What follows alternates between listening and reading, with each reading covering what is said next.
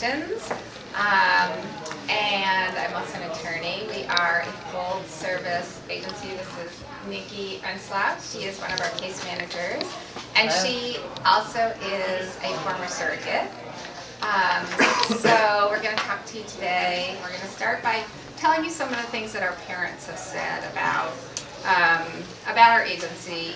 We're so incredibly grateful for all you've done for us. Really, words can't express how wonderful you have been to work with and how completely lucky we feel to be dads.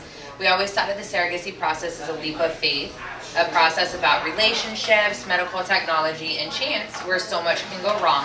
And the fact that this is all unfolded so smoothly seems miraculous, but we know that it's hard work, which it is. So, from finding the surrogate to helping the hospital with the birth certificate, it's been also critical. Thank you, A&C. And everyone has good intentions, but your formula for finding the surrogate is golden, and that's Josh and Rick. So it's really nice. Yeah. He's still working on that. Okay, so maybe there'll be a picture, maybe there won't. It worked before.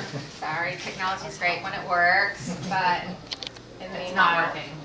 Let's get rolling here. Okay.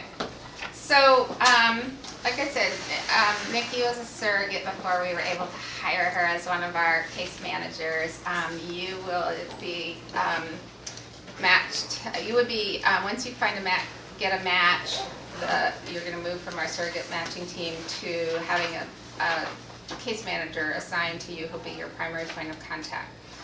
So what we thought we'd do is, because Nikki was a surrogate, but not through our agency, we thought we'd have her talk a little bit about her own experience, and then we're gonna contrast it with how we do it, because we're not gonna give any names, but it was really, just a mainstream respected agency, and we just do things very thoroughly, very proactively. Our goal is to make this journey as stress-free as possible, as happy as possible, and legal and ethical. So that's our goal here. So first of all, why don't you tell everybody why you became a surrogate, Nikki? Perfect. So first off, I want to piggyback. My couple was a gay couple who happened to be international in Switzerland. They're now in France. And I have my entire life, like she said, I was in Arizona. So I've always been around. I've had gay family members, gay friends, and having the conversation of, we want children, but we can't have them. Clearly, there's no uterus involved. And I had 2 kids. My pregnancies were easy breezy, and there's nothing like having your baby put in your arms for that first time. And I sat down and I had a conversation with my husband, and I said, we need to do this for somebody. I have a perfectly good uterus. I can bake them. I can carry them. I said, we need to help someone who needs this family, because there is nothing greater than the love that you have for a child. And so here I am. And my twins just turned 3. My Surro twins just turned 3 in October. So we actually don't work with, she's very typical, I should say, of people, what our surrogates are like and their motivation. That's really our prototypical surrogate, someone who just can't imagine life without their own children and want to give forward and do it for someone else.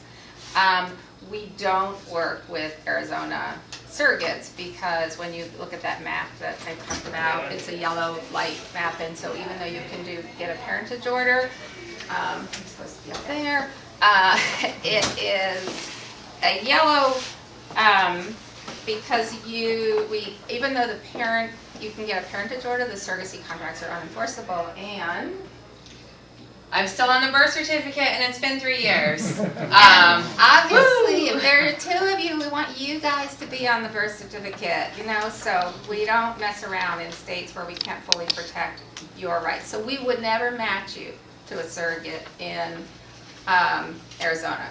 So that we worry about these legal issues, so you don't have to. That's part of our job in terms of the matching process. So it's been an eye-opener for Nikki because she sees how different it is, and so we just want to walk through some of the differences that we've seen, that she's seen, and then I'm going to talk about how we do things differently. Yes, which is really nice. I jumped on the chance when I moved actually to the DC area to become a case manager here when I saw the opening, so I'm very glad I did. But there are a ton of differences, and I can speak from them from being a surrogate and seeing what we do from vetting our surrogates, which is really nice. The big one is my agency that I went through never asked me for any references, which is huge. We do references. We're going to do a close family member, typically mom, who's going to be able to tell us if her daughter can carry a baby better than mom or dad, a close friend, and a professional reference. And we ask questions like you never would be able to ask in your own employment context, because this isn't employment. We're very nosy. We go on and on and on, and ask all about things that just are not allowed. They're very, very in depth. And we, after the references, after the doctor clears her, we actually do an in-home interview. So we are going to meet in person. It's all just part of your match fee. There's no extra fee. There's no subcontracting that out to someone else, because our test, our standard is, would we want this woman to carry our own baby? We have really high standards. So we never skip that step, whether it requires a plane, train, driving. It's just something we do standard, so which is very different from. It is. No one ever came to my house. I had a short intake call, and it was like, welcome, give me your medical records, let's go. So yeah, it's really nice to be able to vet the surrogates and their spouse if they're married in person, because it's one thing if I ask you your beliefs over the phone versus I ask you them in person. If you're going to cry, and like especially in regards to termination issues, I'm going to know that maybe your opinion truly is a little bit different, so I can vet you on that personally. And I get to meet your family, see where you live, make sure that this baby's going to be taken care of and right. safe and growing in a nice environment. Yep, we want the match to be really the perfect match. We want on the termination and pregnancy issues, and also how she feels about working with a same-sex couple or a single gay dad. We have our own opinions when the surrogate says, I only want to work with a straight couple, but we will never make her politically correct at your expense. You are going to be her perfect ideal, and many of our surrogates ask to be matched with gay couple or dads, because they, for various reasons, like, they may have friends, they may just know how difficult it is, so it's got to be a perfect match. So yeah. I'll jump on the next one. Another thing after our match and all right, there, perfect. Could you also briefly, the last screen, could you explain what the difference was between? Yeah, go back. This one? Where we were. Yeah. There's a difference between same-sex and heterosexual Yeah. couples. So I mentioned that a little bit this morning when I introduced myself, and this is a study I did, and we have articles here you can grab on your way out. So this is married hetero. This is married same-sex. A year and a half ago I did it, and there were twice as many green light states for our straight couples, and this is the one I just did in a few months ago, and it's really amazing because the only difference is Mississippi, which is the difference between, probably not high on anybody's list here, but it was so amazing that it basically has reached almost parity except for one state. And so that is the trickle-down effect from the Supreme Court's same-sex marriage decision, which didn't specifically deal with surrogacy. There was a teeny little piece of it that did. We had a case actually in Ohio, and they wouldn't put both dads on, and that was a little part of what went up, but that wasn't really in their opinion. But yeah, so we're really, every time we get to flip one of a state green, on our website, and you can just go to surrogacymap.com or our website, every state you can click on and go into depth as to what happens if you're a single parent, what happens if you're a same-sex couple who's married, what happens if you're not married? It turns out if you're married, more states are open because of that decision. But what's the difference in shade of green for Texas? so in terms of dark green, it means you can go anywhere in the state because there's a statute. They have a statute, that's why it for married couples, so it just pulled it in. But like light green, it's there may be case law, there may be practice. A lot of times it's just practice. Like so, for example, Maryland. We made Maryland light green because we didn't want somebody coming into the state of Maryland who didn't really know what they were doing. But like we practice in Maryland, we know. For us, it's dark green because we know where to go, where a friendly court is, etc. But we didn't want to give out any misimpressions. And so a lot of it is, you know, knowing the right people, and that's part of what we'll do for you. Is if it's not in our state, we get you a lawyer who really knows what they're doing for the parentage. And not just the state, but the actual jurisdiction. Yes, exactly. There's friendly, and sometimes it is county by county, exactly. And some states, and sometimes you get to choose, and sometimes you don't. Whether they accept, yeah, exactly. So yeah, very good question. Thank you. Thank you.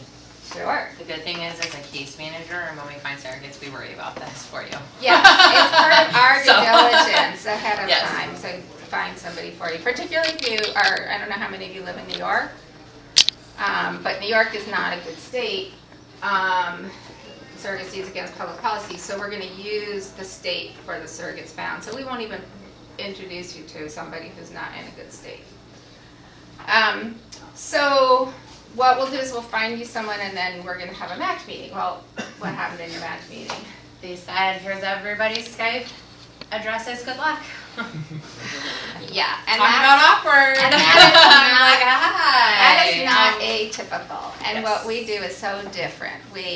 That's the first thing your case manager does is set up a match meeting. It may be by video conference, but we're there with you, and we'll help you through the chit chat, but in the awkward part, we call it chaperone first date, and then we're going to walk through all the pregnancy issues because we're not just going to leave you on your own, and we want to go over these issues over and over again to make sure everybody's on the same page.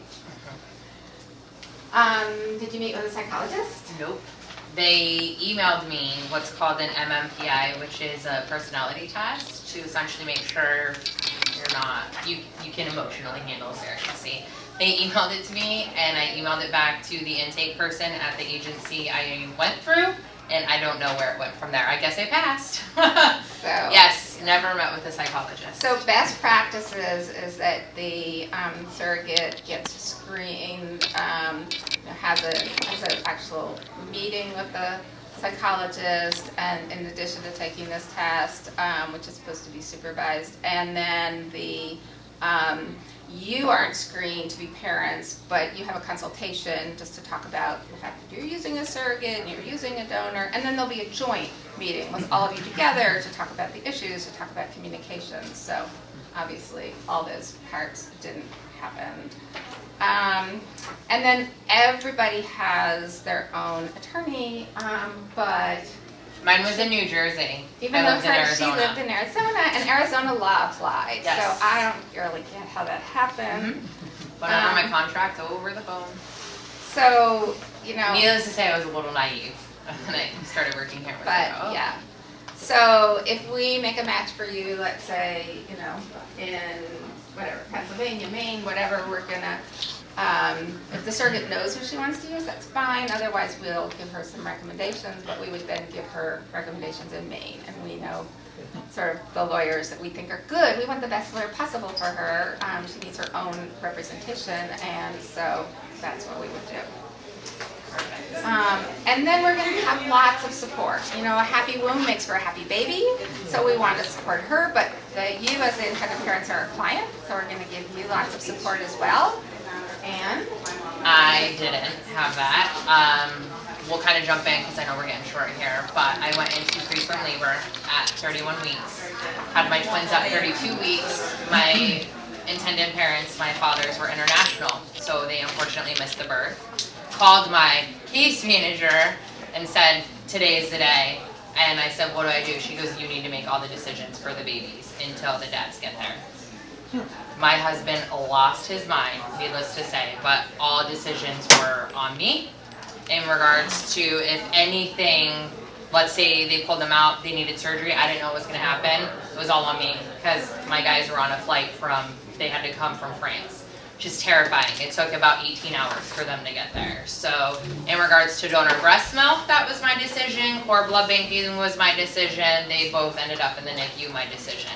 So if something like that were to happen through, how would you handle it? We do birth plans at 20 weeks. We do a hospital birth plan. We also Yep. have you name somebody who, the surrogate, the parents name somebody so that if you're not available, somebody else will make, the decisions if you were on a plane. But we also have you go a few days early and et cetera, Yeah. So So there's a birth plan where all of that is ironed out. exactly, Yeah. yes, at the hospital, so, exactly. So, yeah, we try to take care of all the detail. We even ask the hospital to give you a room so that you'll be able to have a baby stay with you. I mean, if you don't ask, you don't get one, but yeah, we try to deal with all those details so that, which is great, because then you have your room, the surrogate has her room down the hall, she can visit you with her children, you can visit her, but, you guys have your privacy, so, yeah, we try to figure out the details.